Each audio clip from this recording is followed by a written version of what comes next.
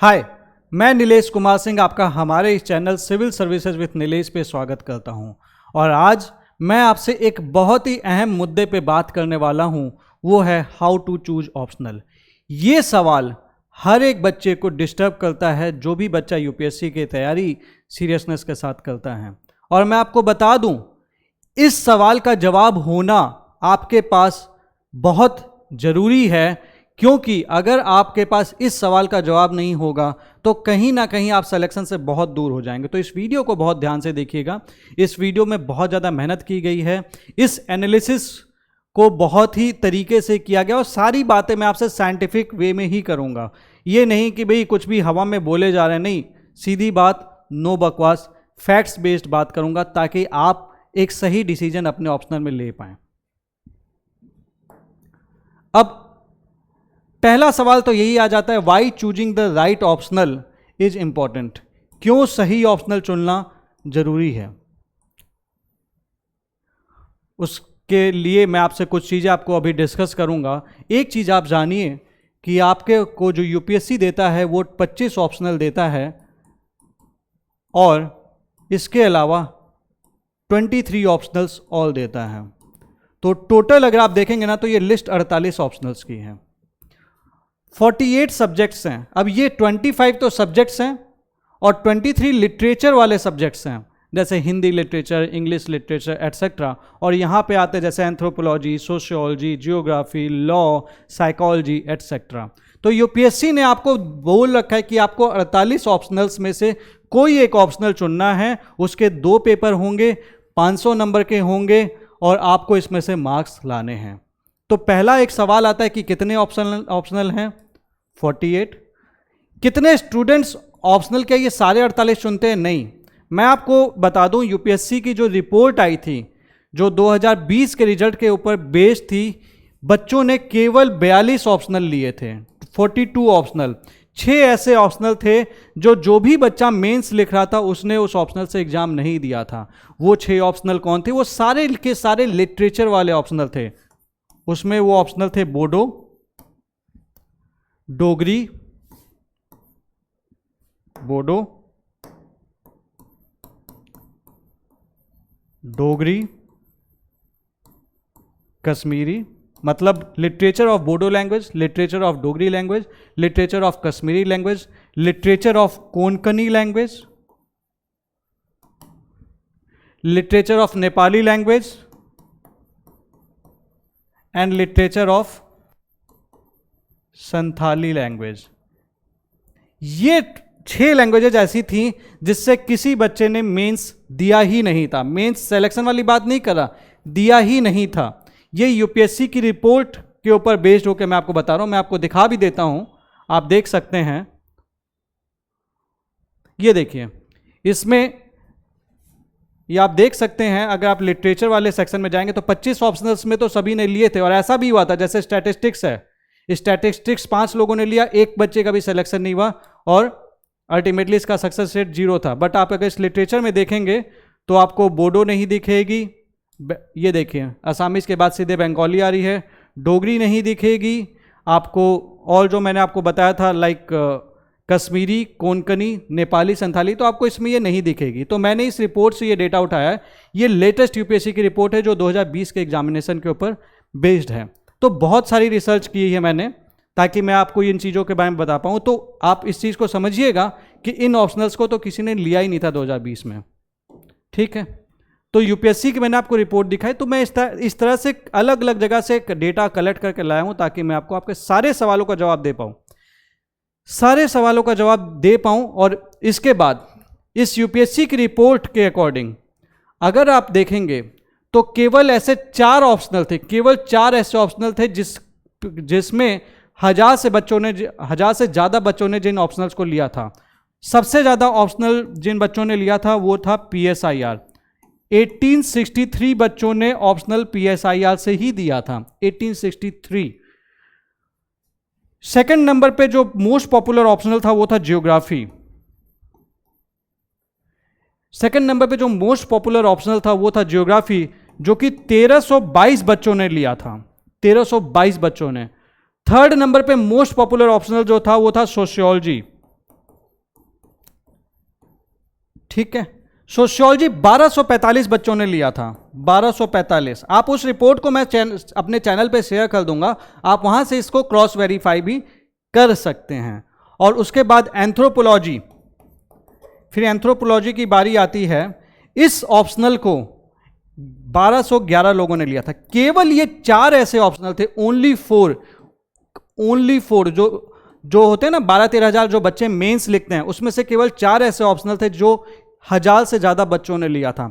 बाकी सब में उसके बाद 5वें नंबर पे सीधे हिस्ट्री का था, एंथ्रो के बाद सीधे हिस्ट्री का था, जिसको केवल आपके 581 बच्चों ने लिया था, ओनली 581 बच्चों ने।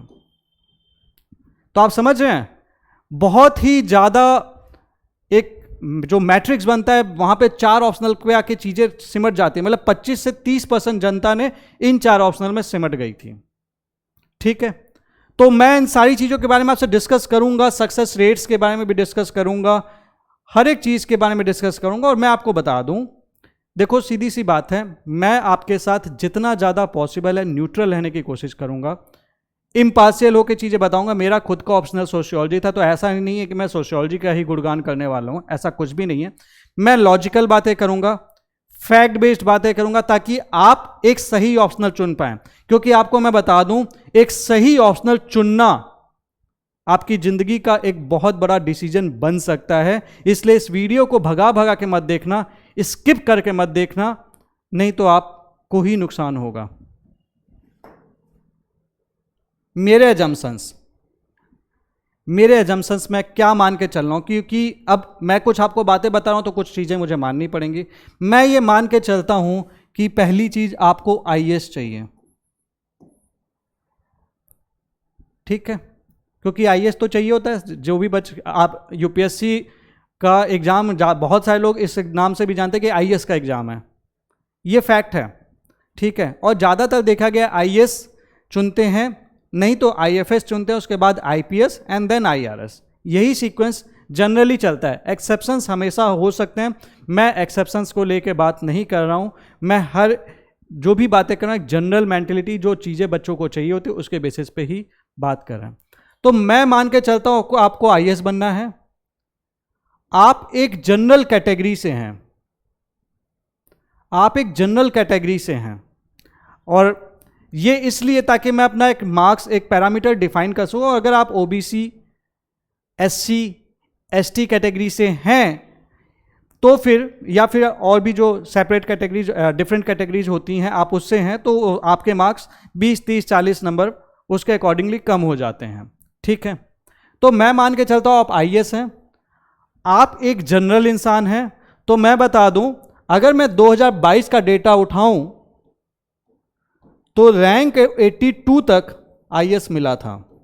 रैंक 82 तक आईएएस मिला था। जिनको आईएएस मिला था उनका नाम है निर्मल कुमार, जिनकी रैंक 82 थी। इसके बाद आईएएस नहीं मिला था जनरल कैटेगरी में। फिर उसके बाद कैटेगरीज ईडब्ल्यूएस और साई तो डिफरेंट हो गई, वो बात नहीं कर रहा मैं। और इस बच्चे के नंबर जो थे 999 थे, 999 थे इनके नंबर।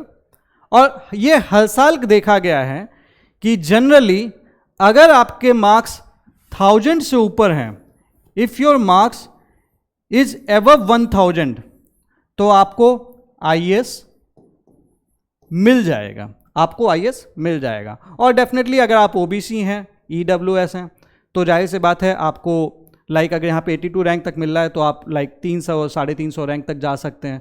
एससी एसटी हैं तो 450 रैंक तक जा सकते हैं, 500 रैंक तक जा सकते हैं। और अपने नंबर आप उसी के अकॉर्डिंग 30, 40, 50 नंबर आप माइनस कर सकते हैं।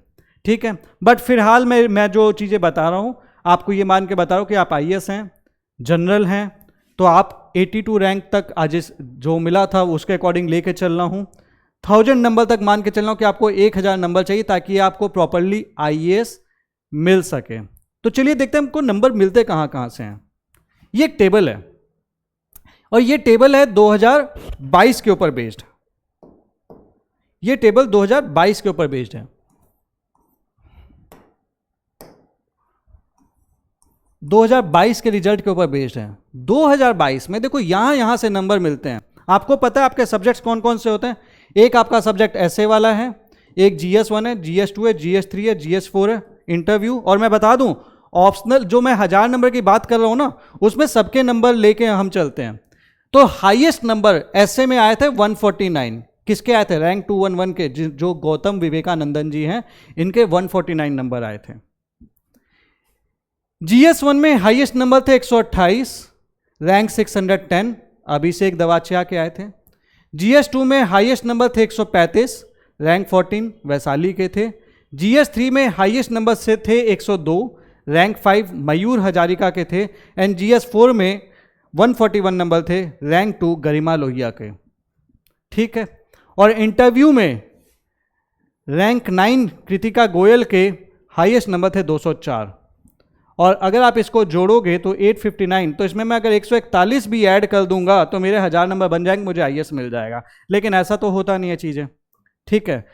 अब आप एक चीज यहां से समझने की कोशिश करना, जो मैं आपको बताना चाह रहा हूं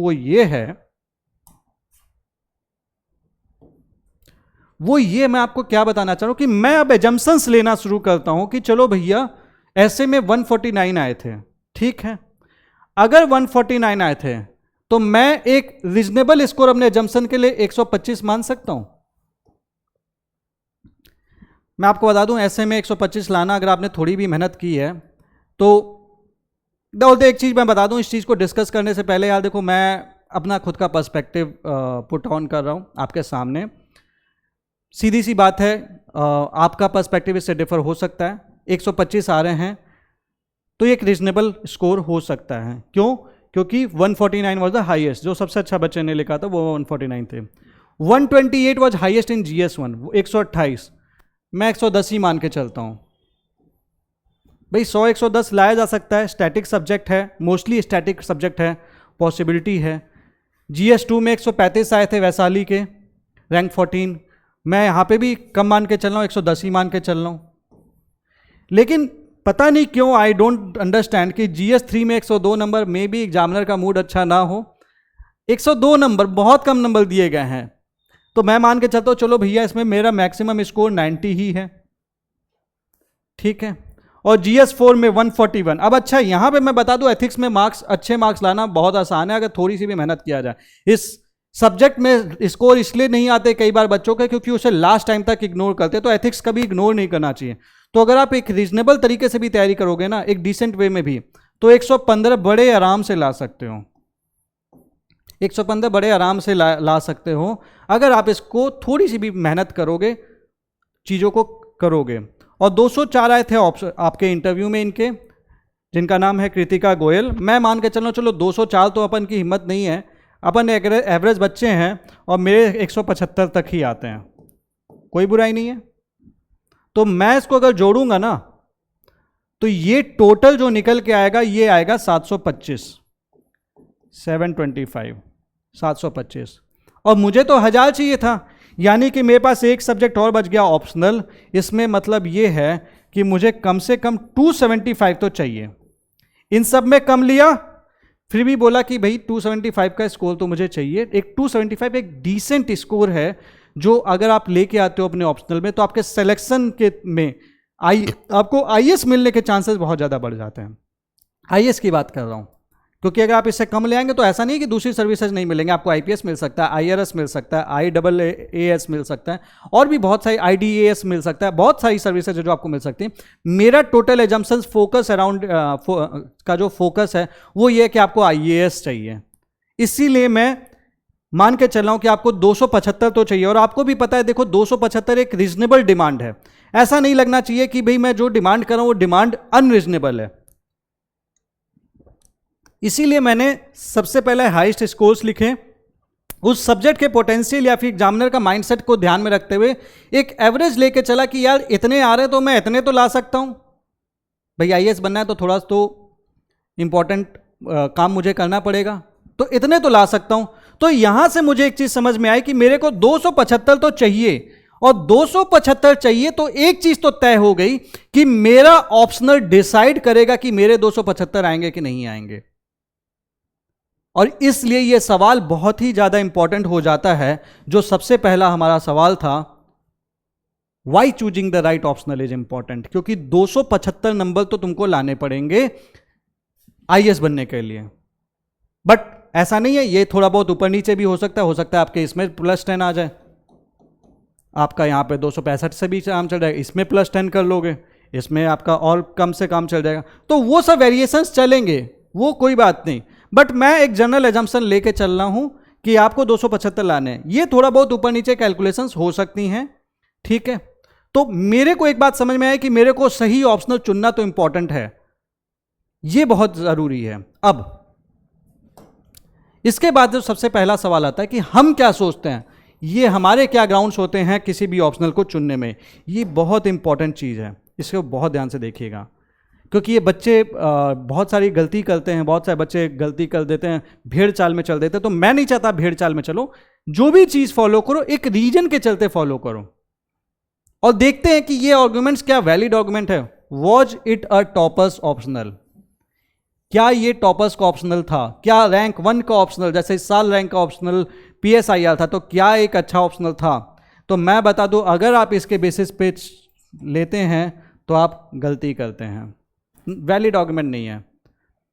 क्यों, इसलिए आपको बताता हूं। चलो इस बार रैंक 1 ने PSIR में हाईएस्ट भी लाए थे, but generally there are chances कि उनके जो जिस भी बच्चे का आप मार्क्स देख रहे हो उसके हो सकता है इंटरव्यू में अच्छे आए हों, ऑप्शनल में अच्छे ना आए हों। तो मुझे आपको डिसाइड करना पड़ेगा इस चीज को देखने से पहले कि टॉपर ऑप्शनल तो है, लेकिन उसके अलग अलग चीजें भी डिसाइड करनी पड़ेगी कि उसके ऑप्शनल में स्कोर क्या है। अगर उसके ऑप्शनल में भी स्कोर अच्छे हैं और ऑप्शनल में बहुत अच्छे नंबर आ रहे हैं तो वैलिड आर्गुमेंट बनता है। लेकिन सिर्फ ये किसी टॉपर का ऑप्शनल है और मैंने उसके ऑप्शनल के मार्क्स देखे बिना सिर्फ इस बेसिस पे ले लिया कि ये रैंक 1 या रैंक 2 क्या था, तो गलती करूंगा। एग्जाम्पल लेके बताता हूं आपको, एग्जाम्पल समझिएगा। फॉर एग्जाम्पल रैंक 2 गरिमा लोहिया के नंबर 275 थे, कॉमर्स एंड अकाउंटेंसी, लेकिन उनका जीएस में 470 थे, 470, इसलिए उनकी रैंक 2 थी। रैंक 6 की बात करूं, रैंक 6 जिनका नाम राहुल श्रीवास्तव है, रैंक 6, उनके केवल ऑप्शनल में मार्क 257 थे, केवल 257 नंबर थे उनके, लेकिन जीएस टोटल में उन्होंने 4 दिया था, उनके स्कोर थे 264, इंटरव्यू में 180 थे, इनका ऑप्शनल इलेक्ट्रिकल इंजीनियरिंग था। तो अगर मैं बोलूंगा रैंक 6 ने इलेक्ट्रिकल इंजीनियरिंग लिया था तो मैं भी लूंगा, तो मैं कहीं ना कहीं गलती करूंगा। तो ये गलती मत करना, सिर्फ इस बेसिस पे लेने की मत सोच लेना कि भाई किसी टॉपर का था। या फिर देख लेते हैं रैंक 14 की बात कर लेते हैं। रैंक 14 वैशाली के 255 नंबर थे मैथमेटिक्स में, 255 ओनली, केवल 255 नंबर आए थे। नहीं तो आप सोच के देख, और इनके जीएस में 461 थे, आप सोच के देखिए अगर इनके ऑप्शनल में 300 होते तो इनकी रैंक क्या 14 होती? बिल्कुल नहीं। ठीक है, तो ये चीज आपको डिसाइड करना पड़ेगा कि अगर आप किसी टॉपर की मार्कशीट देख रहे हैं तो आप उसके ऑप्शनल का स्कोर भी देखिए, बस ये मत सोच लीजिए कि ये टॉपर का ऑप्शनल था।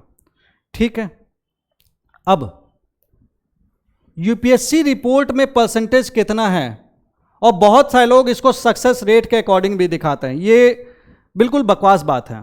देखो एक छोटी सी बात है, हर साल यूपीएससी की अपनी रिपोर्ट प्लेस करता है पार्लियामेंट में, उसमें वो बताते हैं what is the percentage of selection in the particular optional. मैं आपको दिखा भी देता हूँ, उसी रिपोर्ट से ही मैंने एक्सट्रैक्ट किया है थोड़ा सा इंफॉर्मेशन आपके लिए।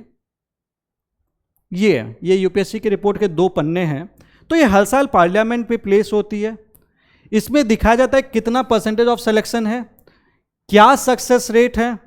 बट मैं पर्सनली इस रिपोर्ट में ज्यादा कुछ नहीं मानता। क्यों? क्योंकि एग्जैक्टली ये नहीं बता रहा है कि इसमें जो भी बच्चा था,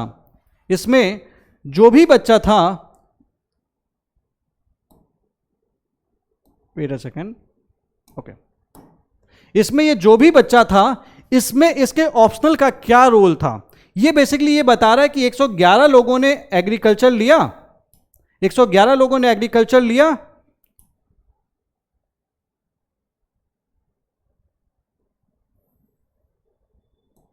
ये बेसिकली बता रहा है 111 लोगों ने एग्रीकल्चर लिया जिसमें 3 लोग फाइनली सेलेक्ट हुए, तो इनका सक्सेस रेट 2.7% हो गया। अब मेरे को नहीं पता कि एग्रीकल्चर में इन बच्चों के नंबर क्या आते, तो मैंने खाली सक्सेस रेट के बेसिस पे अगर मैं डिसाइड करूंगा तो मैं गलती करूंगा।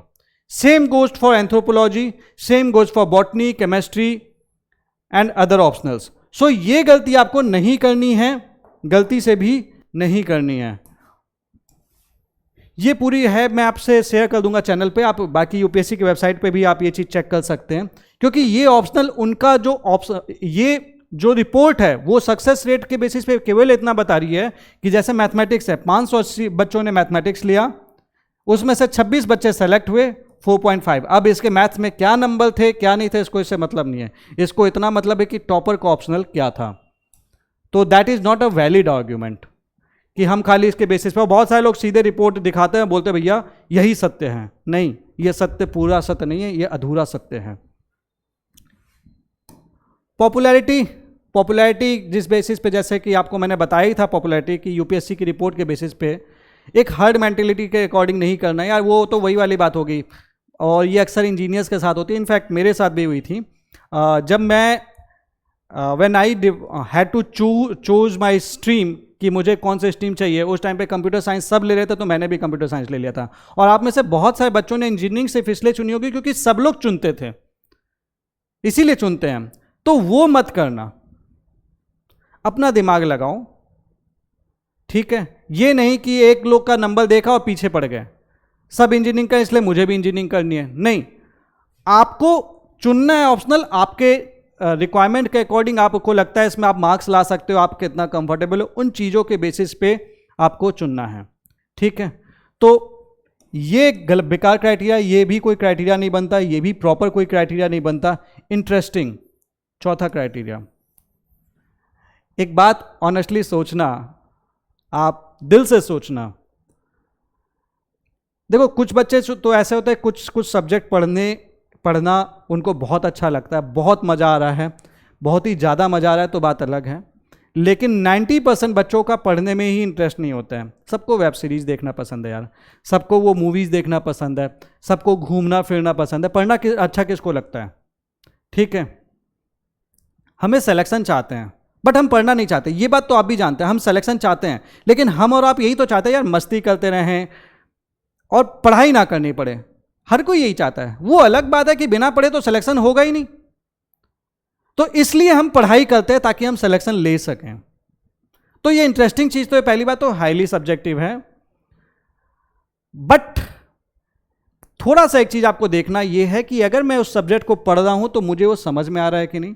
ऐसा तो नहीं देखते मैं मन कर भाग रहा हूं, अगर ऐसा हो रहा है तो सब्जेक्ट को छोड़ दो। बिल्कुल भागने का मन कर रहा है, देखने का मन ही नहीं कर रहा, तब छोड़ दो।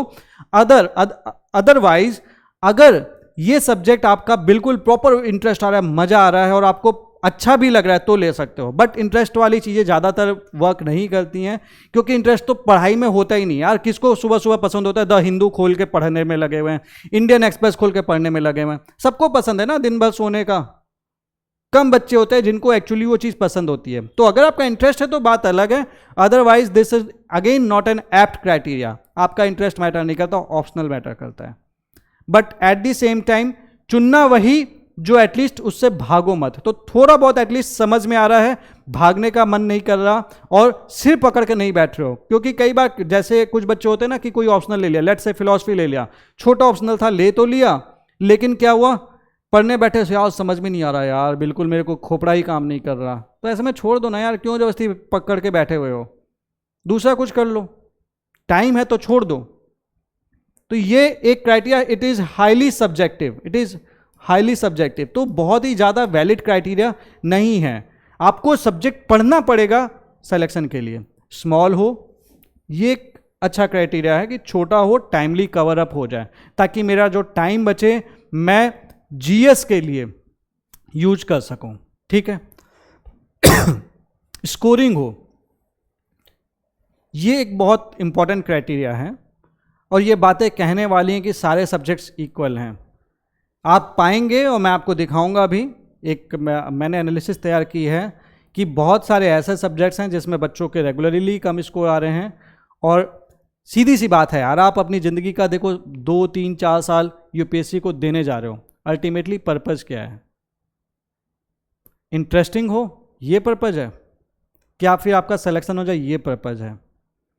और सिलेक्शन के लिए जो सबसे जो इंपॉर्टेंट चीज़ है वो यही है ना कि आपका स्कोर क्या आ रहा है। तो scoring is a good criteria, score आपका अच्छा आना चाहिए। उस ऑप्शनल में क्या स्कोर उठ रहे हैं? जैसे आजकल पबैड में नंबर नहीं उठ रहे हैं, नहीं उठ रहे हैं, रियलिटी में नहीं उठ रहे हैं, रेयरली किसी बच्चे को उठ रहे हैं। तो इंपॉर्टेंट ये है कि आपको उसकी स्कोरिंग पोटेंशियल देखना पड़ेगा, उसका ट्रेंड क्या चल रहा है देखना पड़ेगा, एवरेज स्कोर्स क्या चल रहे हैं वो देखना पड़ेगा, उसके बाद आपको डिसाइड करना पड़ेगा।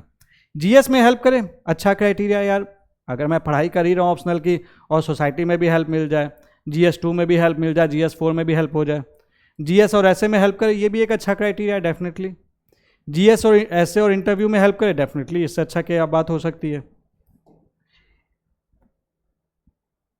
कंसिस्टेंटली इसमें अच्छे रिजल्ट्स आ रहे हैं, ये एक अच्छा क्राइटेरिया हो सकता है कि भाई रिजल्ट्स अच्छे आ रहे हैं। जैसे सोशियोलॉजी हो गया, कुछ सालों से जब एंथ्रोपोलॉजी आ रखा है तो एंथ्रोपोलॉजी का हो गया, ज्योग्राफी, इसके रिजल्ट्स मोर और लेस ठीक आ जाते हैं, इजी हो, समझ में आता हो, सिरदर्द ना होता हो, अच्छी बात है। एडिक्वेट गाइडेंस हो, नोट्स हो, मटेरियल हो, ताकि मुझे इधर उधर भागना ना पड़े, खुद पीएचडी ना करने पड़े, ये भी एक अच्छा क्राइटेरिया है। जॉब में हेल्प करे, भैया इससे तो बच के रहना, ये बकवास है, अभी आप सिविल सर्वेंट बने नहीं हो, ठीक है। कुछ लोग ये सोच के लेते हैं अरे यार मैं लाइक एंथ्रोपोलॉजी ले लूँगा या फिर मैं लेट से पबैड ले लूँगा तो मुझे एडमिनिस्ट्रेशन में हेल्प करे, कुछ नहीं हेल्प करता, ये किताबी बातें ना, रियल लाइफ में अलग चीज़ें होती हैं, रियल लाइफ में जो भी करना होता है आप वहीं पे सीख जाते हो, और प्रैक्टिस और फील्ड वर्क एक बुक वर्क से अलग होता है। तो जो ये किताबी बातें वो आप अपने लबाशना में सीख लोगे, और जो किताबी बातें हैं जो आप अपने फील्ड वर्क के दौरान सीख लोगे और अपने काम के दौरान सीख लोगे। अभी आप सिविल सर्वेंट बने नहीं हो, आपको सिविल सर्वेंट बनना है, पहले बन तो जाओ, तो आप सीख जाते हो, आप सेलेक्ट नहीं हुए हो अभी। तो ये मत ले लेना कि भाई पबैड ले लिया या लॉ ले लिया कि ये लेके फोड़ दूंगा जॉब में, भैया जॉब में तुम्हें फोड़ना जब होगा ना तो तुम्हें जब मौका मिलेगा, पूरा मौका मिलेगा और पूरा ऑप्शनल पढ़ने का मौका मिलेगा। लेकिन अगर तुम इस चक्कर में ले रहे हो, तुम्हें समझ में नहीं आ रहा है, तो तुम आगे की तैयारी करते रह जाओगे और तुम्हारा इस जन्म में सिलेक्शन तो होगा नहीं। तो ये गलती मत करना, जॉब के लिए ऑप्शनल मत चुनना, ठीक है। कुछ बच्चे ये सोचते हैं इंटरव्यू पैनल खुश हो जाएगा कि मैं अगर आर्ट्स बैकग्राउंड से हूं और मैं इंजीनियरिंग बैकग्राउंड का सब्जेक्ट ले लूंगा, या फिर मैं इंजीनियरिंग बैकग्राउंड से हूं मैं आर्ट्स सब्जेक्ट का बैकग्राउंड ले लूंगा तो इंटरव्यू पैनल खुश हो जाएगा, मुझे बहुत अच्छे नंबर दे देगा। ये डेली की कहानी है, उनके लिए ये बहुत आम बात है। आपकी जितनी उम्र नहीं होगी उससे ज़्यादा वहाँ पे बैठे हुए लोगों का एक्सपीरियंस है। आप समझिएगा, जो भी लोग हैं, जो भी आपका इंटरव्यू ले रहे हैं, वो नियरली 60-65 साल के लोग हैं, 70 साल के लोग हैं, ये लोग आपका इंटरव्यू ले रहे हैं। आपकी उम्र कितनी है? 25, 26, 27, इतनी तो होगी, 30, 35 बस। अब ये लोग कितने सालों से जॉब कर रहे हैं? 25, 30, 40 साल से जॉब कर रहे हैं ये लोग। उसके बाद वहां पे उस कुर्सी पे आके बैठे हैं, और उन 5 लोग का कंबाइंड एक्सपीरियंस तो 4-5 गुना है आपकी जिंदगी का, जब आपको चीजें समझ में आनी चाहिए उससे पहले के, तो 5 गुना एक्सपीरियंस लेके बैठे। तो उससे वो इस चीज को लेके तो वो बिल्कुल इमोशनल लेसन को फर्क नहीं पड़ता, तुम आर्ट्स के हो, तुमको ने इंजीनियरिंग बैकग्राउंड का सब्जेक्ट लिया, कोई फर्क नहीं पड़ता, वो उसमें उनका इंटरेस्ट भी नहीं है। और ये इतनी बार वो देख चुके होते हैं, वैसे इंटरेस्ट लूज कर जाते हैं, तो कोई फायदा नहीं है। और वैसे भी ये लिस्ट तो यूपीएससी ने दी है ना कि भैया आप ये ऑप्शनल ले सकते हो। सो इस चीज को आप कभी गलती से भी फैक्टर मत लेना, ये फैक्टर नहीं होना चाहिए। बैकग्राउंड, कुछ बच्चों का ये सवाल बड़ा आता है कि बैकग्राउंड, कि सर मेरा सब्जेक्ट में बैकग्राउंड है। एक चीज ध्यान रखना, इसमें 2 तरीके के बच्चे आते हैं। पहला,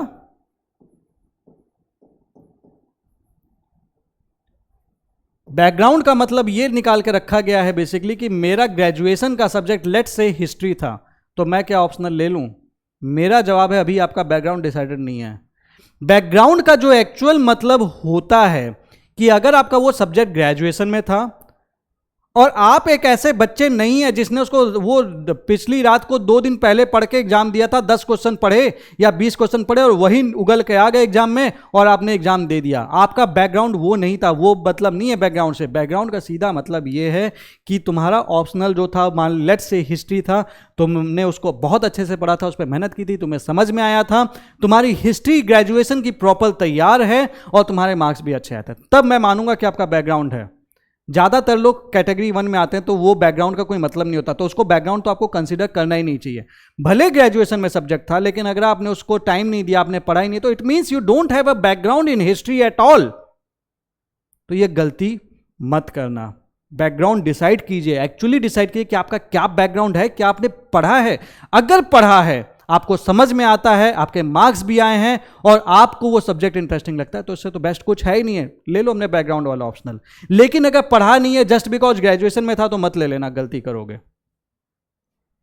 तो ये क्राइटेरिया हो सकता है अगर आपका वो ऑप्शनल हो आपके ग्रेजुएशन के दौरान। रोल ऑफ करंट अफेयर्स, तो देखो सभी लोग चाहते हैं करंट अफेयर्स जितना कम हो सके उतना ज़्यादा अच्छा है, मतलब मैं भी पढ़ सकूँ, मेरे बच्चे भी पढ़ सके, उनके बच्चे भी पढ़ सके, उनके बच्चे भी पढ़ सके, इतने ही मटेरियल में सारा काम हो जाए। तो ठीक है, ये भी एक क्राइटेरिया हो सकता है, this can be the criteria. कुछ बच्चे ऑप्शनल इस बेसिस पे चुनते हैं कि सिविल सर्विसेज और इंडियन फॉरेस्ट सर्विसेज मुझे ये भी देना है एग्जाम, क्योंकि आजकल पता है कॉमन एग्जाम होता है। तो ऐसे में वो क्या करते हैं, लाइक लेट से एक सब्जेक्ट वो जियोलॉजी या कॉमन सब्जेक्ट चुन लेते हैं। तो ऐसे में मुझे जो सही लगता है, जो कॉमन सब्जेक्ट है, जैसे कि जियोलॉजी हो गया, इस टाइप के सब्जेक्ट आपको ले लेने चाहिए, प्लस छोटा सब्जेक्ट हो गया जैसे फॉरेस्ट्री टाइप के, और जनरली लोग यही चुनते हैं, ऐसे ही करते हैं। तो अगर आपको ये दोनों ही देने हैं, तो एक ऑप्शनल जो भी कॉमन हो और आपको समझ में आ रहा हो तो वो चुन सकते हो, और एक वो। क्यों 3 ऑप्शनल पढ़ोगे, इसका कोई लॉजिक बनता नहीं है। बट कई सारे धुरंधर हैं, no doubt, exceptions are always there. जैसा मैं कह रहा हूँ, मैं ये एक्सेप्शंस के लिए ये वीडियो नहीं है, ये उन बच्चों के लिए है जो एवरेज हैं, जो चीज़ों को समझते हैं, और वो एक्सेप्शन नहीं है। तो वो सब्जेक्ट ले लो, एक जो कॉमन हो और दूसरा फॉरेस्ट्री छोटा सब्जेक्ट है। और ये तो भाई साहब वन साइडेड लवर्स, कि मेरी जानू ने लिया है, ठीक है, तो मुझे भी लेना है, और सीधे बोलते हैं ऐ मेरी जान, तुझ पे मेरा ऑप्शनल कुर्बान। तो इस चक्कर में मत पड़ना, ये गलती करेंगे। जिंदगी में सिलेक्शन ले लोगे, आगे बढ़ जाओगे तो जान जानू सब लोग रहेंगे, नहीं बनो करोगे तो कोई साथ नहीं होगा, ठीक है। तो ये सब गलती मत करना, इस चक्कर में बिल्कुल मत पड़ना वन साइडेड लवर बन के कि भाई उसने वहाँ पे कोचिंग कर ली तो मुझे भी वहीं पे करनी है।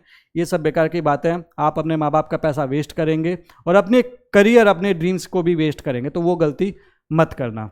सो इन सारी चीज़ों पे बात करने के बाद मुझे कुछ चीज़ें समझ में आ रही हैं कि जो मोस्ट इंपॉर्टेंट क्राइटेरिया है वो है, सबसे पहला और जो मोस्ट इंपॉर्टेंट जो मुझे मेरे हिसाब से है वो है स्कोरिंग है कि नहीं।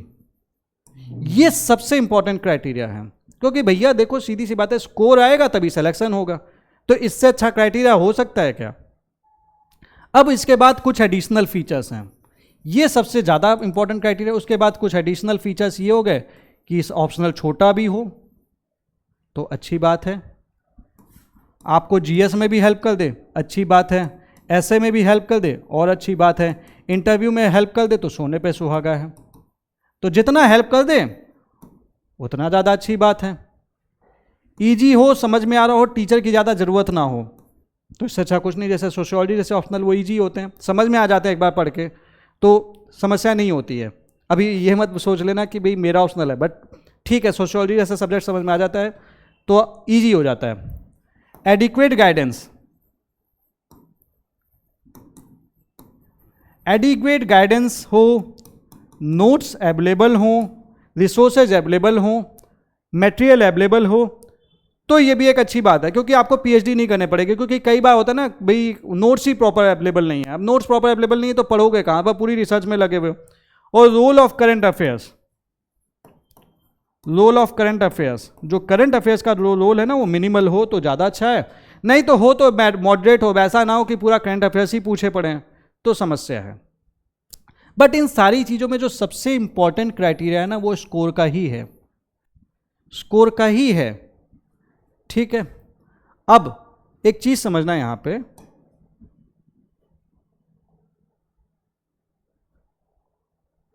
एक चीज यहां पे आप ये समझना, जो मैं आपसे बताना चाहता हूं वो ये है कि, तो देखो मेन क्राइटेरिया हमने डिसाइड किया, क्या देखा कि score is the best criteria. अब अगर आप 2024 के बच्चे हो जिसको 2024 में पेपर देना है, ठीक है, सपोज आप एक ऐसे बच्चे जिसको 2024 में पेपर देना है, एक ऑप्शनल आपके सामने ऐसा है जो आपको लगता है आराम से आप 300 ला सकते हो, और एक दूसरा ऑप्शनल ऐसा है जिसमें अगर आप ज़्यादा मेहनत करोगे, लाइक लेट से 300 ला सकते हो और आप ये 3 से 4 महीने में ख़त्म कर सकते हो, और एक ऑप्शनल ऐसा है जिसमें आप 305, 310, इनफैक्ट 315 भी ला सकते हो, लेकिन आपको इसको करने के लिए 5 से 6 महीना देना पड़ेगा। तो अगर आप 2024 के बच्चे हो तो मेरा अगर आप सजेशन मानोगे, अगर आप मुझसे पूछोगे तो मैं बोलूँगा इसको इग्नोर कर दो, क्योंकि आपके पास टाइम कम है, 8 महीने बचे हैं यार, लॉजिकल बनिए, 8 महीने बचे, आपको प्रीलिम्स भी क्वालिफाई करना है, कोशिश ये करनी है कि हमारा ऑप्शनल प्रीलिम्स से पहले कवर हो जाए ताकि हम फाइनल सिलेक्शन लेके निकलें, हम आधा अधूरा तैयारी के साथ ऐसा ना हो कि भाई 2025 के लिए तैयारी कर रहे हो। तो मेरे हिसाब से आपको ये 10-15 नंबर यहाँ पे छोड़ के आपको इसको करना चाहिए, और आपका जो एक्स्ट्रा मेहनत है वो आपको जीएस में लगा देनी चाहिए, वहाँ पे आप 5-10 नंबर के लिए एक्स्ट्रा एफर्ट डाल के आप निकाल सकते हो। तो घुमा फिरा के उसको आप बराबर कर दोगे। तो अगर यहाँ पे हो आप, तो आपको सब्जेक्ट वही लेना चाहिए जो छोटा हो, ये बहुत इंपॉर्टेंट है, छोटा हो, ठीक है, और स्कोरिंग तो मेन चीज है, ठीक है। और लेकिन अगर आप 2025 की तैयारी कर रहे हो तो कितना भी बड़ा ऑप्शनल हो आप ले सकते हो, आराम से हो जाएगा, लेकिन 24 के लिए तैयारी करो तो ऑप्शनल वो लो जो छोटा है, आप टाइमली कवर अप कर सकते हो और चीजों को कर सकते हो, ठीक है। अब जहां मैं स्कोर की बात कर रहा हूं तो कुछ फैक्ट बेस्ड बात कर लेते हैं। ये सारे ऑप्शनल्स का डेटा नहीं है, लगभग 125-26 मार्कशीट्स थी जिसको मैंने देखा था, तो उसके बेसिस पे मैंने ये बनाया है, ठीक। देखिए, maximum marks with rank on the basis of toppers की मार्कशीट, और ये 2022 के टॉपर्स की मार्कशीट है जो कि लेटेस्ट अवेलेबल है, ठीक है। ये कंक्लूसिव नहीं है लेकिन आपको एक डिसेंट रिव्यू देगी, और ये 126 मार्कशीट के बेसिस पे है, रेंज वेरी करती है रैंक 1 से लास्ट रैंक तक। अब मैं बात करूंगा सोशियोलॉजी की, तो रैंक 303 कोमल अग्रवाल, इनके 315 नंबर आए थे, तो इसका मतलब सोशियोलॉजी का एक अच्छा पोटेंशियल है। अगर मैं बात करूं, और आप टेंशन मत लेना, मैं ये आपको शेयर भी कर दूंगा टेलीग्राम चैनल पे, आपको पता है जो हमारा टेलीग्राम चैनल है यूपीएससी प्रीलिम्स विद नीलेश, इस पर आपको ये पीडीएफ मैं शेयर कर दूंगा। पीएसआईआर, इशिता किशोर की मैं बात कर लूं तो इशिता किशोर ने 315 लाए थे पीएसआईआर में, 300 से ऊपर आ रहे हैं, मतलब ठीक ऑप्शनल है। फिलॉसफी की बात करूं तो रैंक 17 अविनाश कुमार, 319 नंबर थे, ठीक ऑप्शनल है। एंथ्रोपोलॉजी की बात करें तो रैंक 110 निधि पाई, इनके 325 थे, अच्छा पोटेंशियल है एंथ्रोपोलॉजी का। मैथमेटिक्स की बात करूं तो रैंक 120 गगन सिंह मीना, इनके 312 थे, ये एक अच्छा पोटेंशियल है। लास्ट ईयर रैंक गगन 2021 बैच में आईपीएस हुए थे, उसके बाद इस साल इन्हें आईएएस मिल गया है। इसके बाद electrical engineering rank 230 Siddharth Singh Dangi, इनके 304 नंबर थे, इलेक्ट्रिकल इंजीनियरिंग का भी इसका मतलब पोटेंशियल तो है, नंबर आ रहे हैं, दिख रहे हैं। केमिस्ट्री में रैंक 772 पोटू पूरी डी भार्गव, 300 नंबर, मतलब केमिस्ट्री भी ऑप्शनल ठीक हो सकता है, स्कोर वाइज बात कर रहा हूँ। साइकोलॉजी, इनके बड़े कम नंबर थे, जो मुझे हाईएस्ट स्कोर दिखा साइकोलॉजी में वो 279 दिखा, जो कि एक अच्छी बात नहीं है, ठीक है। इकोनॉमिक्स रैंक 278, 295 स्कोर आया, ठीक पोटेंशियल है।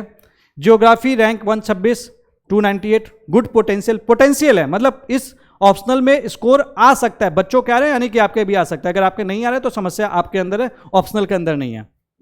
हिस्ट्री जो हाईएस्ट स्कोर दिखा मुझे वो 280 दिखा, जो कि अच्छी बात नहीं है, और हिस्ट्री में मैं बता दूं स्कोर्स कम होते जा रहे हैं, मैं आपको एवरेज स्कोर भी दिखाऊंगा, तो हिस्ट्री ये अच्छी बात नहीं है। पबैड का जो ये हाईएस्ट स्कोर दिखा मुझे वो 292 दिखा, रैंक 31 का, तो ये भी ठीक है, मतलब ठीक ठाक है, हम कह सकते हैं।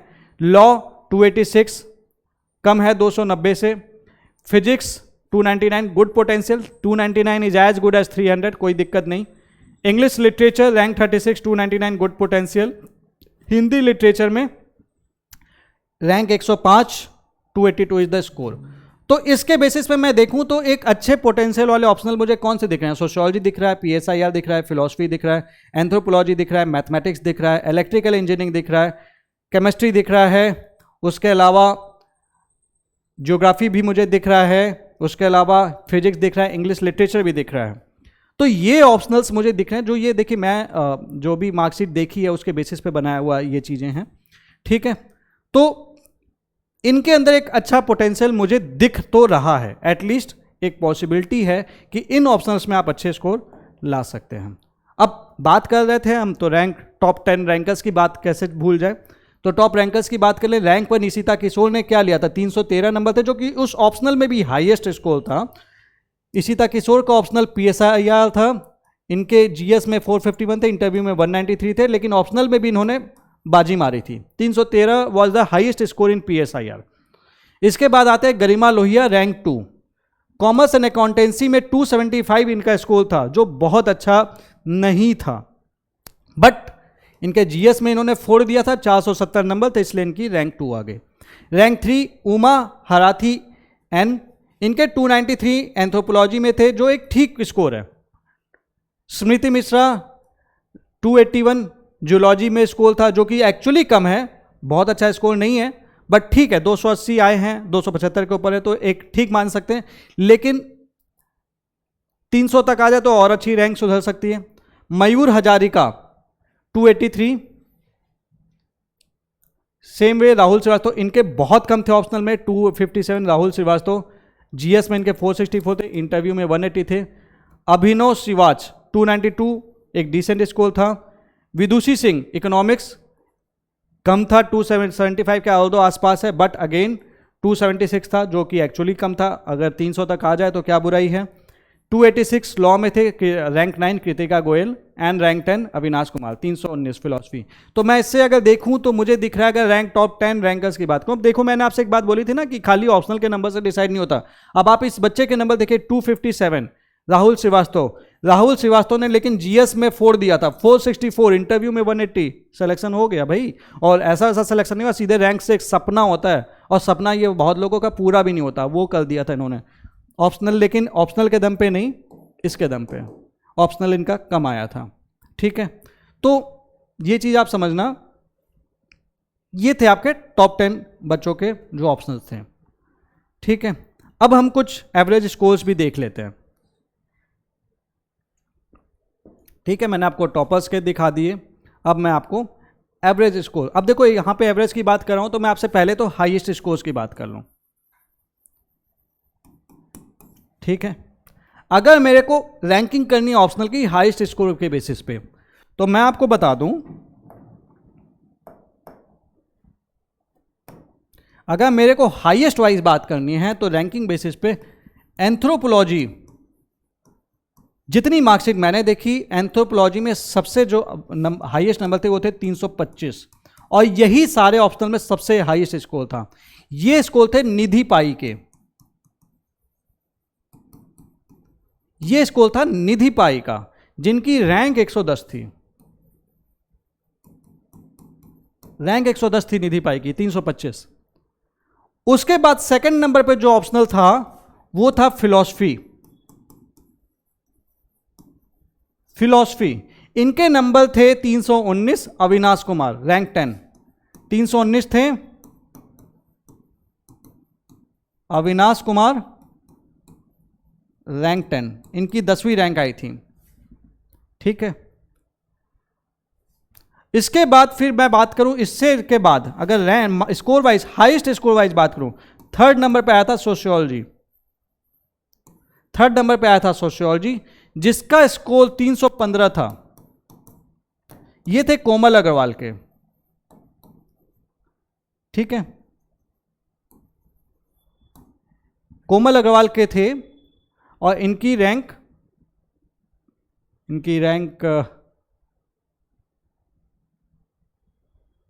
चलो दिमाग से उतर गई। इसके बाद जो चलो ये 3 ऑप्शनली हम ले लेते हैं। तो देखो स्कोर वाइज अगर बात करो तो एंथ्रोपोलॉजी में 325 थे, फिलॉसफी में 319 थे और सोशियोलॉजी में 315 थे। तो स्कोर वाइज अगर मैं बात करूंगा तो ये ऑप्शनल्स आपके हैं जो टॉप 3 ऑप्शनल्स है अगर मैं स्कोर वाइज बात करूं। और मैं बता दूं 325 और 315 या 319 में कोई ज़्यादा डिफरेंस नहीं है, कभी कोई ऑप्शनल ऊपर हो जाता है, कभी कोई ऑप्शनल हो जाता है। बट एक चीज़ दिख रही है कि भाई ये 3 एक अच्छे ऑप्शनल हो सकता है, एटलीस्ट इसमें पोटेंशियल, एक बहुत अच्छा पोटेंशियल है। और मैं भी जब तैयारी करता हूं तो मैं तो हाईएस्ट के हिसाब से तैयारी करता हूं, बट अगेन मैं लेके चलता हूं, कोशिश यही करता हूं कि एटलीस्ट यार 300 तक टच कर जाऊं। ठीक है, अब एक चीज और दिखाता हूं आपको, एवरेज स्कोर भी देख लेते हैं।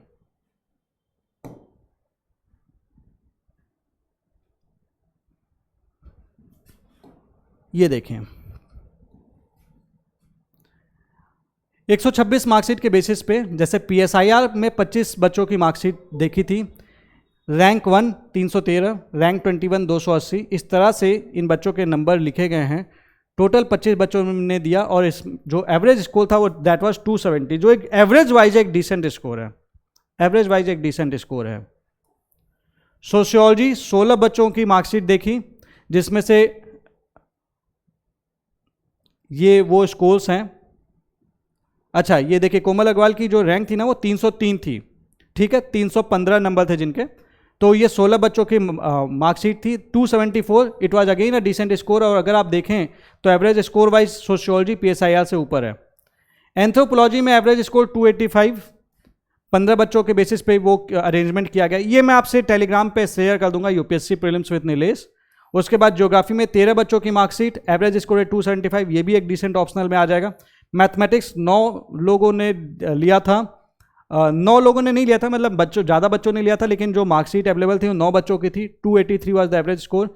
हिंदी लिटरेचर लेकिन बहुत बुरा परफॉर्म कर रहा है, 8 बच्चों ने लिया, ये इनके स्कोर्स हैं, 260 एवरेज स्कोर है, जो एक बहुत अच्छा स्कोर नहीं आएगा।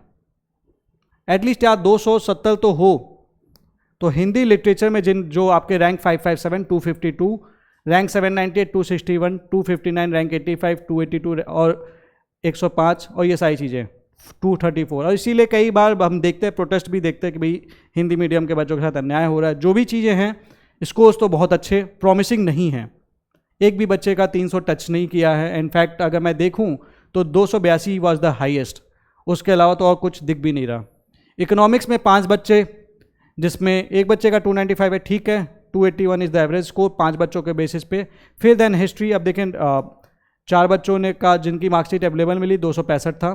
अब इस तरह से फिर मैंने ये अरेंज कर दिया, ये मैं शेयर कर दूंगा, ये आप देख लेना। तो मैंने जितनी मार्कशीट अवेलेबल थी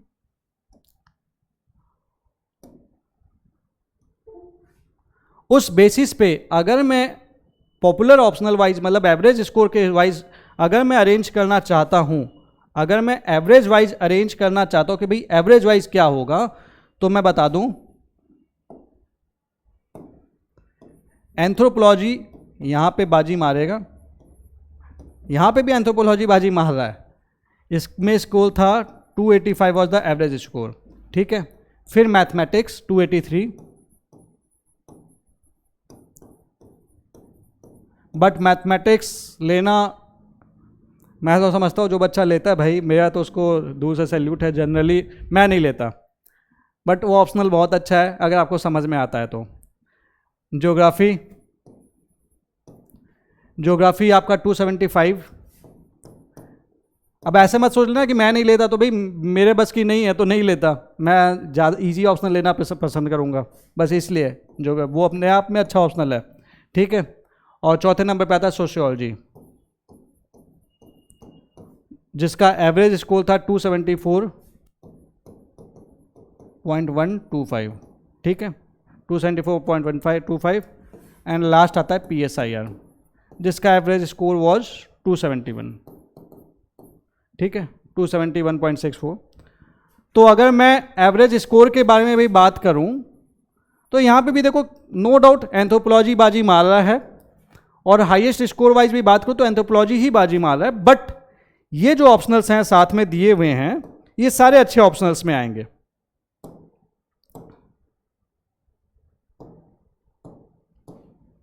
ठीक है। ये सारे अच्छे ऑप्शन रहेंगे, एंथ्रो, फिलॉसफी, सोशियोलॉजी, और यही बच्चे भी लेते भी हैं, एंथ्रो, मैथ्स, ज्योग्राफी, सोशियोपी, ऐसे। आप सोचिए हमेशा इन्हीं ऑप्शनल्स के बारे में बात भी होती है और यही बच्चे लेते भी हैं, और इनके एवरेज स्कोर भी दूसरे ऑप्शनल से काफ़ी अच्छे हैं। ठीक है, तो आपको ध्यान रखना है। चलो ये मैंने आपसे डिस्कस ही कर लिया, रैंकिंग कर दी मैंने आपसे। ठीक है, तो ये था स्कोर के बेसिस पे क्राइटेरिया।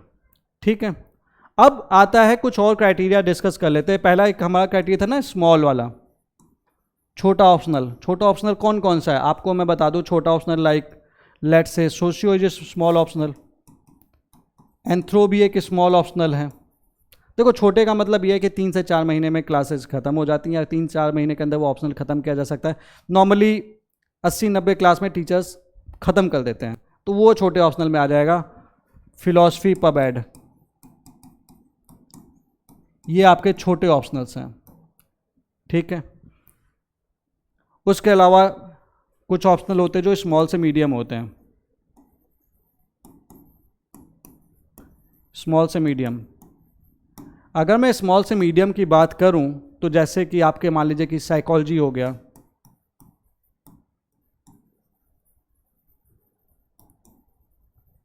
इंग्लिश लिटरेचर हो गया। ठीक है, इस टाइप के ऑप्शनल, जैसे कि हिंदी लिटरेचर हो गया, एग्रीकल्चर हो गया, लेट से उर्दू लिटरेचर हो गया, लेट से संस्कृत लिटरेचर हो गया। तो अगर मैं यहाँ पे 90 क्लासेज या फिर लेट से कि भाई 3 महीने में ख़त्म कर रहा हूँ, तो मुझे यहाँ पे 4 से 5 महीने चाहिए। अकॉर्डिंगली क्लासेज बढ़ जाती हैं, वो कर सकते हैं। कुछ ऑप्शनल मीडियम कैटेगरी में आते हैं, लाइक लेट से इकोनॉमिक्स हो गया, जियोलॉजी हो गया, बॉटनी हो गया, लॉ हो गया, केमिस्ट्री हो गया, इवन PSIR, इसमें भी लगभग 4-5 महीने लगते हैं, कभी कभी 5.5 महीने भी लग जाते हैं। और बड़े ऑप्शनल जो बाबूजी हैं वो होता है जैसे ज्योग्राफी हो गया, मैथ्स हो गया, जिसमें 6 महीना तो चाहिए। इवन हिस्ट्री भी बड़े ऑप्शनल में आता है, कॉमर्स एंड अकाउंटेंसी। तो यहाँ पे देखिए 120 से 30 क्लासेस टीचर्स तो लेते ही हैं कम से कम उसको फिनिश कराने के लिए। और कई बार टीचर्स क्या करते हैं ना, थ्योरी पहले पढ़ा देंगे, लास्ट में प्रैक्टिस करवाएंगे। तो ये सारी चीज़ें, तो आप इसके बेसिस पे आप डिसाइड कर सकते हो कि भाई आपका जो करंट सिचुएशन है, आपको स्मॉल लेना है, मीडियम लेना है, कौन सा कर सकते हो, कि किसको कितना पढ़े हो, कि क्या आप किस चीज़ में कंफर्ट लेवल में हो। ठीक है, अब बात आती है GS में हेल्प करें। ये भी एक कंडीशन थी, लाइक लेट से GS में हेल्प करें। तो GS में कौन कौन से ऑप्शनल हेल्प कर सकता है, जैसे लाइक लेट से मेरे को अगर PSIR देखना है, मैं काम करता हूँ, मैं एक टेबल ड्रॉ कर देता हूँ ताकि आप चीज़ों को, और टेबल टाइप का ड्रॉ कर देता हूँ, और मैं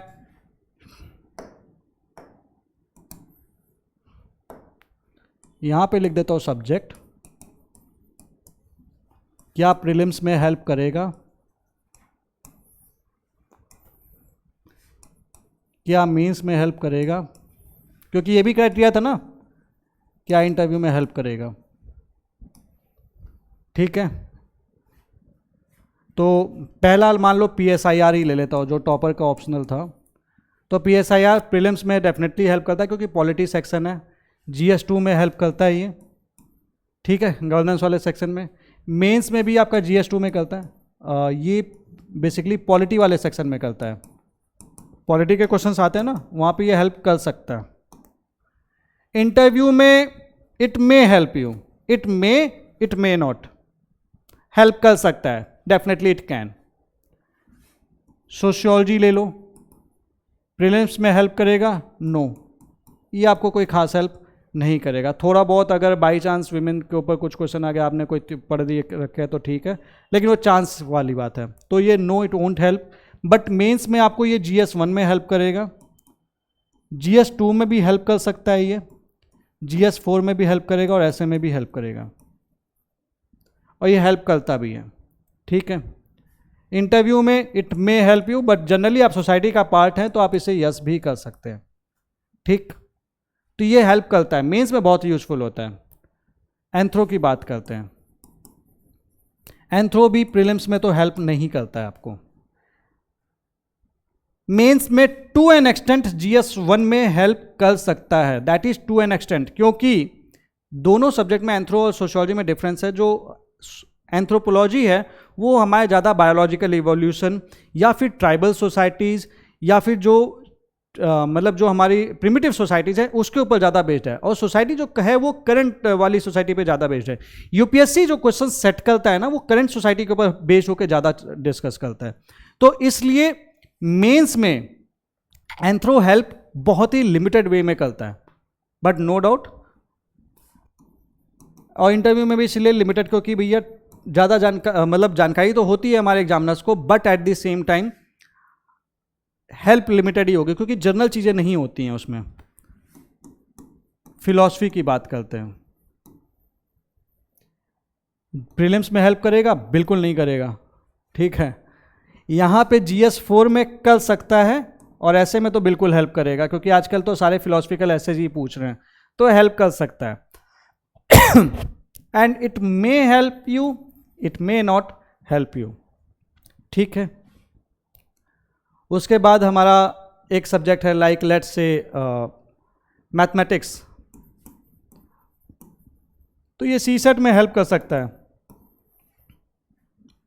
लेकिन मैथमेटिक्स इसलिए मत ले लेना कि भाई मेरे को सीसेट में हेल्प कर मिलेगी। ये तो वही बात हो गई कि तलवार लेके आ गए चींटी को मारने के लिए, वो मत कर लेना। मैथमेटिक्स समझ में आए तभी लेना, बाकी ना तो यहाँ पे हेल्प करेगा ना तो यहाँ पे हेल्प करेगा, ठीक है। पबैड, जो आपका ये पबैड ऑप्शनल है, पबैड आपको प्रीलिम्स में हेल्प कर सकता है, बिल्कुल हेल्प कर सकता है, ठीक। मेंस में पेपर GS2 में ये हेल्प कर सकता है, बाकी इंटरव्यू में भी definitely it can help you, there are chances वो हेल्प कर सकता है। हिस्ट्री की बात करें तो ये प्रीलिम्स में भी हेल्प करता है, आपको पता है, लगभग लाइक लेट से 10-15 नंबर के क्वेश्चन आते हैं, 20 नंबर के क्वेश्चन आते हैं, हेल्प कर सकता है। यहाँ पे ये GS1 जो कि आर्ट एंड कल्चर वर्क वाला सेक्शन है, यहाँ पे ये हेल्प कर सकता है। इंटरव्यू में it can help you, it may not help you, जरूरी नहीं है, कर सकता है। ज्योग्राफी, तो देखो मैं मेनली ना जो पॉपुलर ऑप्शनल्स हैं मैं उसके बारे में डिस्कस कर रहा हूँ। तो अगर आप इन्वायरमेंट वाला सेक्शन वगैरह इंक्लूड कर लें तो मैं बता दूं ज्योग्राफी का बहुत बड़ा वेटेज हो जाता है प्रीलिम्स के लिए, ये सबसे ज़्यादा हेल्प करेगा इफ़ इन्वायरमेंट इज इंक्लूडेड। और ज्योग्राफी में इन्वायरमेंट तो आपको पढ़ना ही है, तो अगर आप इन्वायरमेंट इंक्लूड कर लेंगे तो ज्योग्राफी और इन्वायरमेंट को मिलकर 30-35 सवाल तो ऐसे ही हो जाते हैं, 35-40 सवाल तक आ सकते हैं। तो it is very important for prelims. Mains बिल्कुल करेगा, GS1 में करेगा और GS3 में भी करेगा, ठीक है। इंटरव्यू में definitely it can help you, it may help you, it can help you, it may help you. Psychology जैसे हो गया, एक और ऑप्शन ले लेते हैं। साइकोलॉजी में प्रीलिम्स में कोई हेल्प नहीं मिलने वाली, ऐसे में मिल सकती है, नहीं भी मिल सकती है, थोड़ी बहुत मिल सकती है, नहीं तो नहीं भी मिल सकती है, और थोड़ा बहुत अगर आप देखें तो GS4 में हेल्प कर सकता है। इंटरव्यू में it may help you, examiner के मूड के ऊपर है, कर भी सकता है, नहीं भी कर सकता। उसके अलावा जैसे ऑप्शनल हो गया आपका कॉमर्स अकाउंटेंसी, नहीं हेल्प करेगा, किसी में नहीं करेगा। इंटरव्यू में थोड़ा बहुत एग्जामिनर का मन किया तो पूछ लिया तो ठीक है। एंड लिटरेचर वाले ऑप्शनल्स किसी में हेल्प नहीं करते, एक्सेप्ट अगर एग्जामिनर का मूड है तो इंटरव्यू में कर सकते हैं, ठीक है। तो ये चीज़ें हैं जो आपको समझनी है। तो ओवरऑल थिंग्स जो आपको कंसिडर करना है अपने ऑप्शनल को डिसाइड करने से पहले या फिर डिसाइड करते वक्त, जो चीज़ें आपको कंसिडर करनी है, जो बिल्कुल करनी चाहिए। पहली चीज़ स्कोर, मैं आपको याद दिला रहा हूँ, ये हमारा सबसे मेन क्राइटेरिया था। दूसरी चीज़ बैकग्राउंड। अब देखो यार, बैकग्राउंड के बारे में बात करूं अगर मैं, तो मैंने आपसे बात किया था कि आप जो बात की थी कि बैकग्राउंड का सीधा सा इतना मतलब है कि अगर आपको ऑप्शनल समझ में आता है, आपने आपका ग्रेजुएशन के दौरान वो ऑप्शनल था और आप उस ऑप्शनल को लेके बहुत ही ज़्यादा कंफर्टेबल थे, आपने बहुत अच्छे से पढ़ाई की थी, इसीलिए शायद पढ़ाई की थी कि यूपीएससी का एग्जाम दूंगा, तो ले लेना, कोई टेंशन नहीं है, ठीक है। Score is the best criteria, second is the background, ठीक है। तीसरी चीज़ हेल्प इन अदर सब्जेक्ट्स, दूसरे सब्जेक्ट में भी हेल्प करें, ठीक है। चौथी चीज़, आपने सिलेबस देखा है प्लस सिलेबस समझ में आ रहा है प्लस सिलेबस देखने के बाद आपने उसके पीवाईक्यूज भी देखे और पीवाईक्यूज को देख के फील होता है कि देखा देखा सा है, मतलब कर लूंगा, एक अंदर से इंट्यूशन आ जाता है कि कर लूंगा। जैसे मैथ्स के क्वेश्चन देखते मेरे मन में एक ही इंट्यूशन आता है, मेरे से नहीं हो पाएगा। भाई नहीं हो पाएगा तो नहीं हो पाएगा, सीधी बात है। लेकिन हाँ, सोशियोलॉजी के ऑप्शनल का देखता हूँ तो मेरे मन में आता है हाँ भाई कर सकता हूँ। ज्योग्राफी का भी देखता हूँ तो फीलिंग आती है कर सकता हूँ। इनफैक्ट मैं आपको तो एंथ्रो के भी मैंने क्वेश्चंस भी थोड़े बहुत जो देखे थे, मुझे फील आता कि अगर मैं इसको पढ़ूंगा तो मैं इसको भी कर सकता हूँ। तो बेसिकली आपको सिलेबस समझ में आ रहा है, उसके पीवाईक्यूज भी समझ में आ रहे हैं, आंसर आता है कि नहीं आता वो तो आप पढ़ के बाद में कर ही लोगे। एंड करंट अफेयर्स का रोल, करंट अफेयर्स का रोल मिनिमम टू मॉडरेट हो। और आज की डेट में था तो करंट अफेयर्स का रोल तो आ ही रहा है मोर और लेस, जो भी ह्यूमैनिटीज वाले सब्जेक्ट हैं, तो मीडियम टू मॉडरेट हो चलेगा, ठीक है। तो हमें कभी भी ऑप्शनल बेसिस लेना है तो हमें हमेशा कॉस्ट बेनिफिट के बेसिस पे डिसाइड करना है, और जो प्राइमरी फैक्टर रहेगा वो हमारा स्कोर ही रहेगा। Primary factor, apart from that इस चीज को भी ध्यान में रखना है। ऐसा नहीं कि खाली स्कोर एंथ्रो में हाईएस्ट है तो एंथ्रो लेना है, नहीं, ये गलती मत कर देना। That is one of the main criteria, but ये सारी चीजें मिलकर भी आपको देखनी है। अच्छा, बैकग्राउंड के बारे में मैं बात करूं, एक चीज और, कुछ सब्जेक्ट्स ऐसे जो मेरा मानना है, हो सकता है आपका मानना अलग हो, बट मेरा मानना है जैसे मैथमेटिक्स हो गया, लेट्स से आपका फिजिक्स हो गया, केमिस्ट्री हो गया, लेट्स से उर्दू लिटरेचर हो गया, बॉटनी हो गया, लाइक सिविल इंजीनियरिंग हो गया, लेट्स से इलेक्ट्रिकल इंजीनियरिंग हो गया, एग्रीकल्चर हो गया, जियोलॉजी हो गया, इकोनॉमिक्स हो गया इवन। तो जिन बच्चों का ये अगर बैकग्राउंड में हो ना, आपने अच्छे से पढ़ा है तभी लेना, और आप कहीं ऑप्शनल आपका ग्रेजुएशन में भी हो, ठीक है। बट ज़्यादातर बच्चों के साथ सीन क्या है ना, कि मैं आपको बता दूं, ज़्यादातर बच्चों के साथ सीन यही है कि बैकग्राउंड उनका होता नहीं है। ज़्यादातर बच्चों के साथ ये इसी कैटेगरी में आता है। बैकग्राउंड वाले बच्चे जो हैं, जो बैकग्राउंड वाले बच्चे हैं वो मिनिमम है, मिनिमल है, और विदाउट बैकग्राउंड वाले बच्चे, विदाउट बैकग्राउंड वाले बच्चे ये मैक्सिमम है।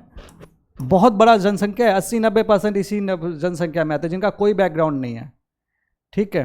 तो इस केस में तो देखो यार, अगर आपको प्रीलिम्स के सपोर्ट के लिए ऑप्शनल चाहिए कि प्रीलिम्स को भी सपोर्ट करे, तो जिस तरह से जैसे मैंने टेबल बनाई थी, जैसे आपका PSIR हो गया, ज्योग्राफी हो गया, हिस्ट्री हो गया, अगर आपके प्रीलिम्स आपके लिए चैलेंज है तो चाहते हो कि ऑप्शनल भी आपको हेल्प करे तो वो सब्जेक्ट्स ले सकते हो। और अगर प्रीलिम्स सोचते हो नहीं मैं अलग से तैयारी कर लूँगा, मेरे को कोई हेडक नहीं है, लेकिन मुझे ऑप्शनल ऐसा चाहिए जो साथ में भयंकर स्कोरिंग भी हो, तो देखो सोशियोलॉजी हो गया, एंथ्रोपोलॉजी हो गया, लाइक लेट्स से फिलॉसफी हो गया, इस तरीके के ऑप्शनल आप ले सकते हो, ठीक है। तो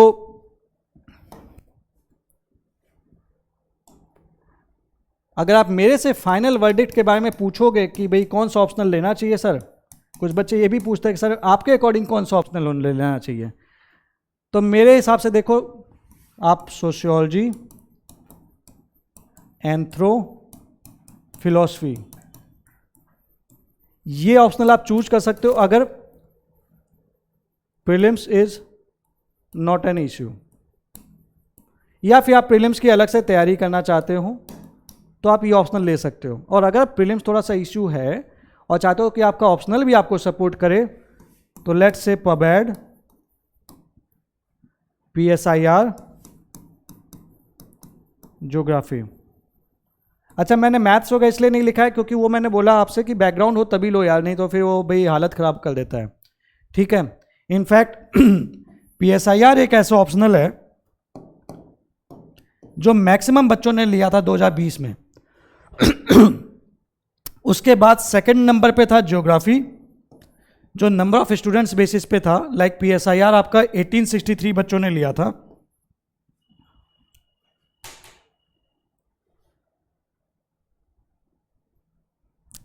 तो PSIR 1863 बच्चों ने लिया था। ज्योग्राफी जो था वो 1322 बच्चों ने लिया था, ठीक। सोशियोलॉजी 1245 बच्चों ने लिया था, और उसके बाद एंथ्रोपोलॉजी 1211 बच्चों ने लिया था। और अगर मैं यूपीएससी के रिपोर्ट की सक्सेस रेट के बारे में बात करूं तो पीएसआईआर का जो सक्सेस रेट था वो था 8.3%, जो कि not the final criteria but थोड़ा बहुत ही सही, वो आपको आइडिया जरूर देता है। ज्योग्राफी का जो सक्सेस रेट था वो 7.2% था। सोशियोलॉजी का जो सक्सेस रेट था वो 9.2 था सक्सेस रेट, और एंथ्रोपोलॉजी का सक्सेस रेट 8.3% था, 8.3% था। और उसके बाद सीधे आता था हिस्ट्री 5वें नंबर पे। जो नंबर ऑफ बच्चे जो मेंस लिखे थे जिन्होंने ऑप्शन लिया था वो था 581, और इसका सक्सेस रेट था 4.1। तो अगर मैं सक्सेस रेट वाइज बात करूं और मोस्ट पॉपुलर ऑप्शनल्स में से मेरे को डिसाइड करना है तो मेरे लिए सोशियोलॉजी अपने आप में एक बेस्ट ऑप्शनल बन जाएगा। अब ये नहीं, इसलिए नहीं बोला कि मेरा ऑप्शनल सोशियोलॉजी था, ये इसलिए क्योंकि इसका सक्सेस रेट और बहुत ज़्यादा बच्चों ने लिया था टॉप 4 में, तो ये भी एक अच्छा ऑप्शनल बन जाएगा। सेकंड नंबर पे जो आता है वो पीएसआईआर और एंथ्रो एक दूसरे को टक्कर दे रहे हैं सेकंड नंबर पे। और थर्ड नंबर पे सक्सेस रेट वाइज बात करूं तो 7.2% is the success rate of geography. तो ये चारों ऑप्शनल तो भैया ऐसे हैं जो आप आंख मूंद के ले सकते हो, बट अलग अलग सिचुएशन क्राइटेरियाज को कंसीडर में करते हुए, ठीक है।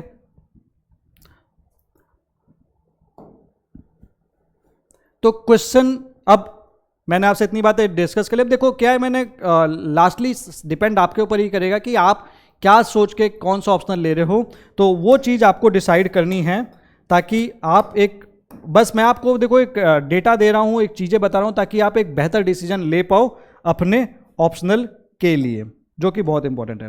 तो ये देखो टेलीग्राम चैनल जो यूपीएससी प्रीलिम्स विद नीलेश है, इस पर मैंने बच्चों से पूछा था, तो कुछ बच्चों ने सवाल पोस्ट किए थे। एक बच्चे ने पोस्ट किया था बट फिर उसने डिलीट कर दिया, बट मैंने पढ़ लिया था इसलिए मैंने लिख दिया है।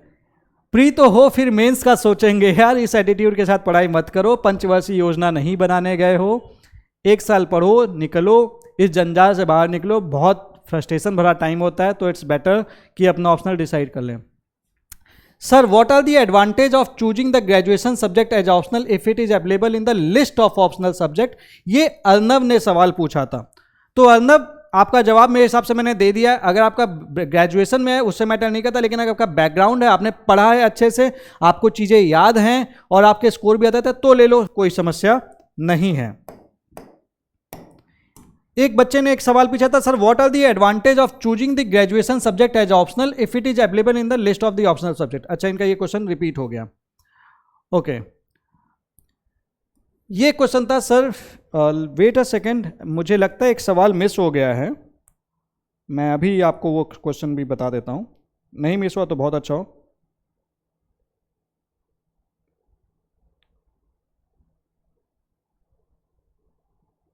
ये आपके कमेंट सेक्शन से ही मैं निकाल रहा हूं जो आपने चैनल पे पोस्ट कर रखा है।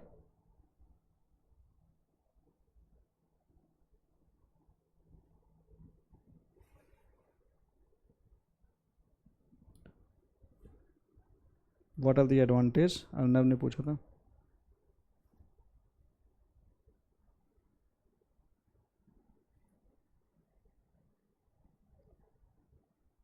अच्छा, ये एक सवाल था कि Hindi literature while GS medium is English, ये सवाल था।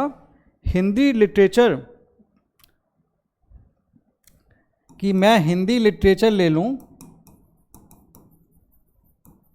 While GS subject are English, ठीक है। तो देखो अगर आपका जीएस का सब्जेक्ट इंग्लिश है, मतलब आपको इंग्लिश समझ में आती है, पॉपुलर है हिंदी लिटरेचर, मैं मानता हूं, बट समहाउ हिंदी मीडियम का रिजल्ट देखो यार वैसे ही नहीं आ रहा। 226 बच्चे जो उसके थ्रू जिन्होंने एग्जाम दिया था 2020 में, जो यूपीएससी की रिपोर्ट कह रही है वो बता रहा हूँ, 19 बच्चे सेलेक्ट हुए थे केवल 2020 में। 2022 में एवरेज स्कोर जो मैं आपसे शेयर भी कर दूंगा, 8 टॉपर्स की जो हिंदी लिटरेचर थे उनका एवरेज स्कोर आपको दिखाया था मैंने 260 था, 260.375, बहुत अच्छा नहीं है। हाईएस्ट भी जो मुझे दिखा 300 के आसपास नहीं दिखा, केवल दिखा 282, और लोएस्ट 234 था। तो मैं एडवाइस करूंगा कि अभी आपको फिर in that case Hindi literature की जगह कुछ और ऑप्शनल के बारे में सोचने की जरूरत है, क्योंकि अगर आपको इंग्लिश समझ में आती है तो आप सोच सकते हैं, क्योंकि उसके रिजल्ट अच्छा नहीं आ रहा, तो मैं क्यों ज़बरदस्ती अपना दिमाग खपाऊंगा ताकि मुझे समस्या हो। ठीक है, ये अर्नब का सवाल था।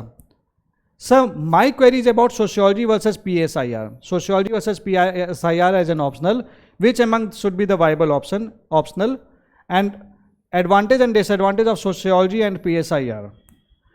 तो देखो यार, दोनों अच्छे ऑप्शनल हैं। मैंने कुछ फैक्टर्स डिस्कस किए हैं, आप उसके बेसिस पे देख लीजिए। सक्सेस रेट के टर्म्स में सोशियोलॉजी बेटर है एज पर दी UPSC रिपोर्ट, लेकिन आपको जैसा मैंने बताया कि ये अल्टीमेट क्राइटेरिया नहीं है। हाईएस्ट स्कोर PSIR में जो कि आपने बोला, इसका हाईएस्ट स्कोर जो है वो 313 है, सोशियोलॉजी में 315, जो नॉर्मली लगभग बराबर ही है, फर्क नहीं पड़ता। तो देखो यार, सिलेबस देखो, अपना कंफर्ट लेवल देखो, PYQs देखो, और उसके बाद एक कोई भी ऑप्शनल लेके उस पर स्टिक कर जाओ। सोशियोलॉजी अगर आप करना चाहते हो तो बाकी सोशियोलॉजी मैराथन में आप पार्टिसिपेट करके कर सकते हैं। ठीक है, अगला सवाल था, sir I am facing some writing issues but I took sociology as my optional but now I am confuse, stay with sociology और choose my mother tongue Tamil as my optional. ये अम्मू का सवाल है। तो देखो अम्मू, मैं आपसे यही कहना चाहता हूँ कि देखो यार, आंसर राइटिंग प्रैक्टिस तो आपको करनी पड़ेगी ना, चाहे आप तमिल ले लो, चाहे कोई भी लैंग्वेज ले लो, कोई भी ऑप्शनल ले लो, छोटा से छोटा, बड़े से बड़ा। मैथ्स लोगे प्रैक्टिस करोगे, कॉमर्स एंड अकाउंटेंसी लोगे तो प्रैक्टिस करोगे, ऑप्शनल कोई भी लोगे तुम्हें प्रैक्टिस करनी पड़ेगी। तो अगर सोशियोलॉजी में इतना टाइम दिया है और अच्छा ऑप्शनल भी है, स्कोरिंग भी है, पोटेंशियल भी है, तो आप उसकी आंसर राइटिंग प्रैक्टिस क्यों नहीं कर रहे? फ्री प्रोग्राम चल रहा है सोशियोलॉजी की प्रैक्टिस के लिए, आप उसको फॉलो कर सकते हो। तो मेरे हिसाब से वो समस्या नहीं होगी। जस्ट तुरंत चेंज कर लेना जस्ट बिकॉज अब मैं आंसर राइटिंग प्रैक्टिस नहीं कर रही हूँ, वो एक सही आंसर नहीं होगा। अगर आपको इश्यूज आए तो उन इश्यूज पे वर्क कीजिए। ये आपको तमिल के साथ भी इश्यूज आ सकते हैं। ठीक है, अगला सवाल जो था ये OG का सवाल था, public administration versus sociology versus PSIR, which one is better. तो देखो मैंने आपसे डिस्कस किया था, सोशियोलॉजी अगर हाईएस्ट स्कोर वाइज बात करेंगे तो सोशियोलॉजी का स्कोर 315 था, PSIR का 313 था, पबैड का रैंक 15 का जो हाईएस्ट स्कोर था वो 292 था। तो स्कोर देखो, अगर आप डिक्रीजिंग फॉर्म में देखो तो पबैड तो मैं अगर इनमें देखोगे तो मैं पबैड काट दूंगा, मैं बोलूँगा सोशियोलॉजी और PSIR में कोई चूज कर लो, बेटर है क्योंकि स्कोर्स आ रहे हैं। ये सारा कुछ मैं स्कोर बेसिस पे ही बात कर रहा हूँ। ठीक है, अब अगला आता है, sir how to stick to the one you have already chosen and have invested lot of time and energy इन।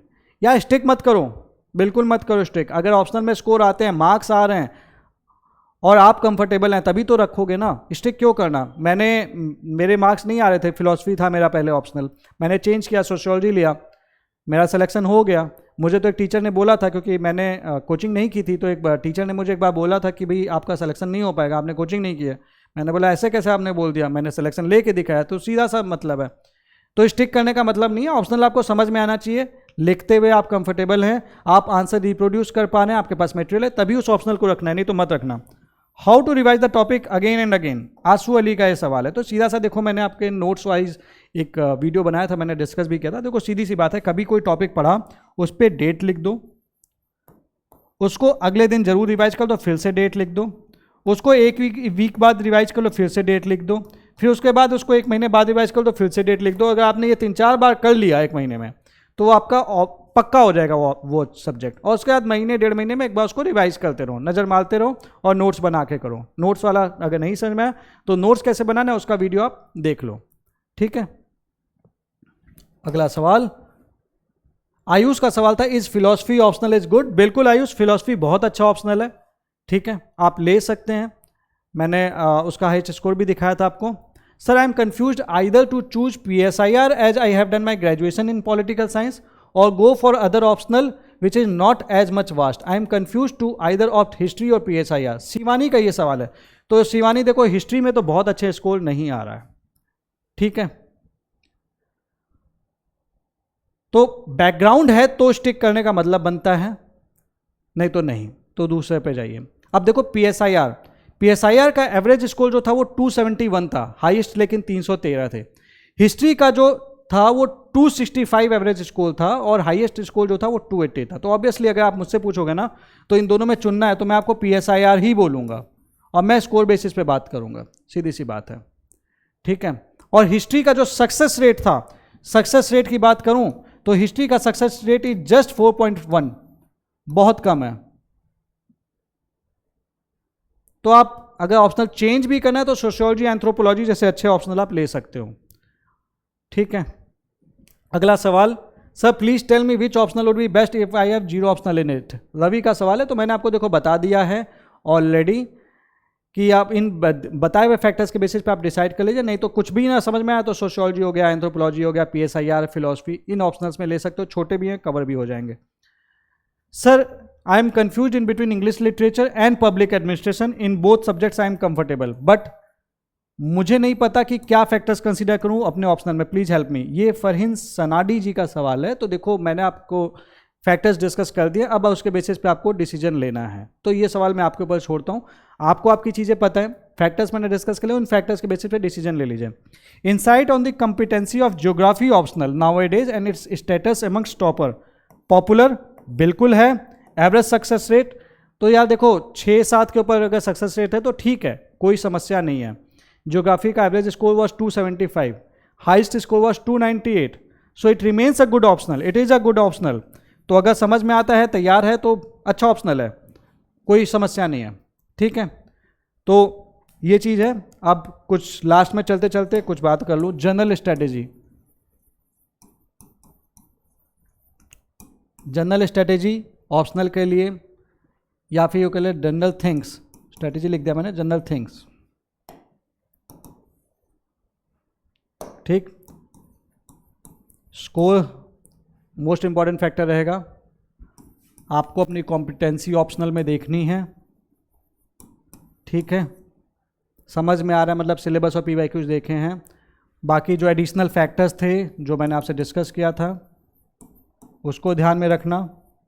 ठीक, और most importantly revision, revise regularly, dates लिखिए और फिर ऑप्शनल में कोप कर लीजिए।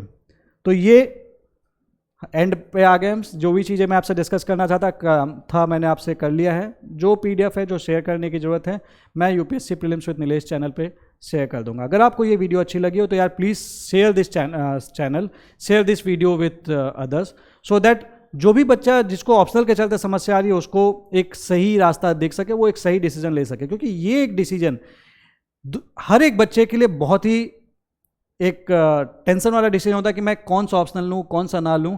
तो मेरा आपसे सजेशन ये है कि आप इन चीज़ों को ध्यान में रखें और अपना ऑप्शनल डिसाइड कर लें। और अगर वीडियो अच्छी लगी हो तो यार लाइक करना, हमें सपोर्ट करना, और इस चैनल को ज़रूर शेयर करना आपके फ्रेंड्स के साथ जिनको भी ऑप्शनल की समस्या है। With this I thank you all, thank you for watching, this was Nilesh Kumar Singh, thank you.